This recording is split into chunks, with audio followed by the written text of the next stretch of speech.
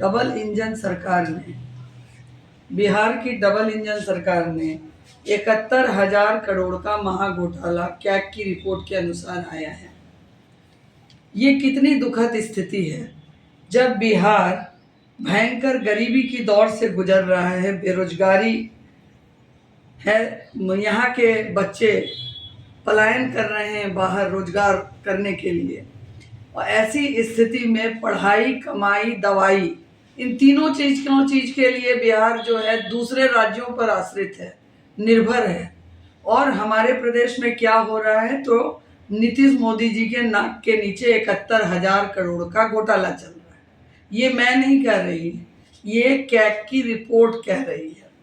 मैं आप लोगों के सामने कुछ आंकड़े भी साझा करना चाहूँगी। 10 विभागों में महाघोटाला हुआ है।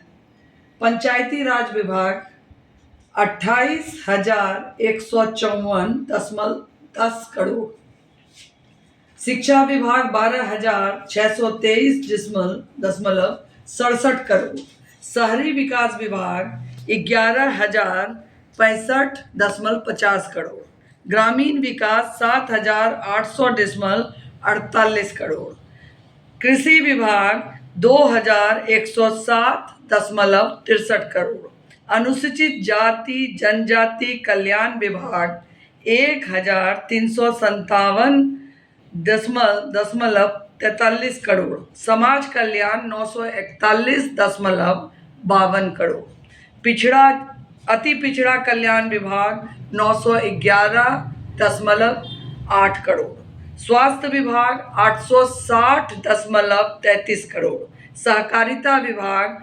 804.69 करोड़। तो ये 10 विभागों का ये आंकड़ा दिया। और एक बात और मैं यहाँ जोड़ना चाहूँगी कि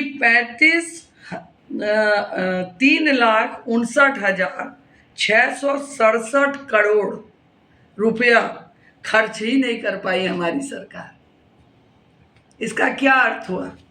मतलब उनको भी बिहार की गरीबी नहीं दिखती, बेरोजगारी नहीं दिखती, जिससे कि अशिक्षा, यहाँ पर जो अशिक्षित लोगों का जो जमावड़ा तैयार हो रहा है, विद्यालय नहीं है, बच्चे जो है को बेंच नहीं है, ज़मीन पर बैठकर शिक्षा प्राप्त कर रहे हैं, पुल बनता है टूट जाता है, छोटी पुलिया नहीं है, बच्चों को स्कूल जाने में असुविधा होती है, महिलाओं पर अत्याचार हो रहा है, चिकित्सा सही से मुहैया नहीं करा पा रहे हैं।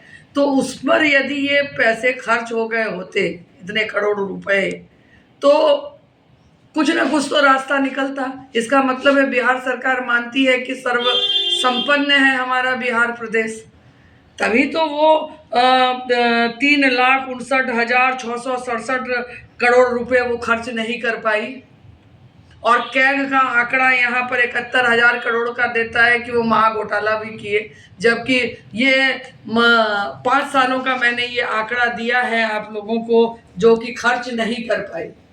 नरेंद्र मोदी आए थे और उन्होंने क्या दिया था, 1 लाख लोगे कि 2 लाख लोगे, 125 करोड़ उन्होंने दिया, और 71,000 करोड़ रुपए जो है वो महाघोटाला का शिकार हो गया।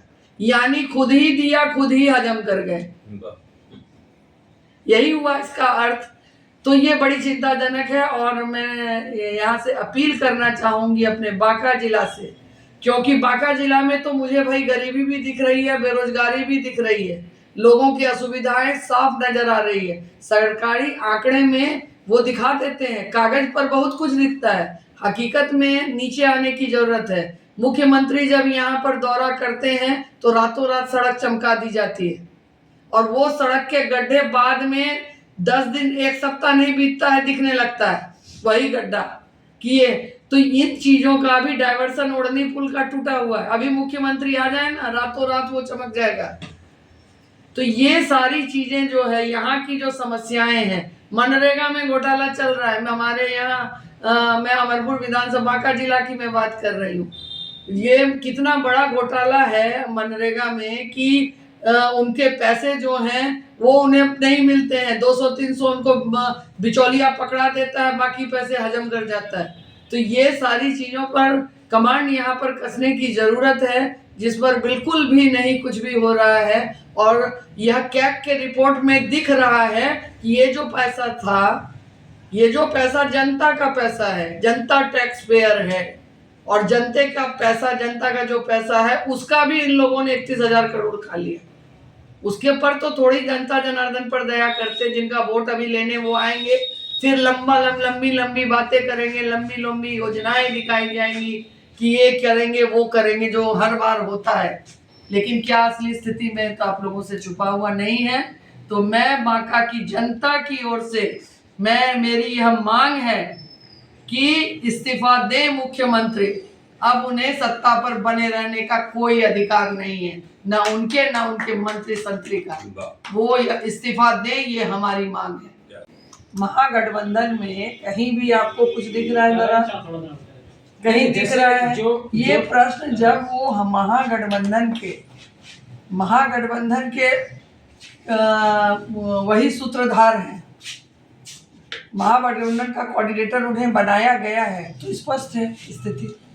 बिल्कुल बांका जिला में कांग्रेस मांग रही है, अपना डिमांड उन्होंने रखा है कि कम से कम 3 सीट कांग्रेस को दिया जाए। यह तो जैसे है, अमरपुर तो है ही हमारा सीट है, उसके अतिरिक्त हमने यह डिमांड किया है कि देखा जाए समीकरण और सारी चीज़ों व्यवस्थाओं को देखते हुए जो 2 सीट देगी। अभी महागठबंधन और कांग्रेस पार्टी इतनी बांका में मजबूत हो चुकी है कि हमें जो भी सीट मिलेगी 2 हम लोग सब मिलकर निकाल लेंगे, क्योंकि यह जो है कांग्रेस पार्टी यह मानकर चल रही है कि 243 सीट पर हम लड़ रहे हैं।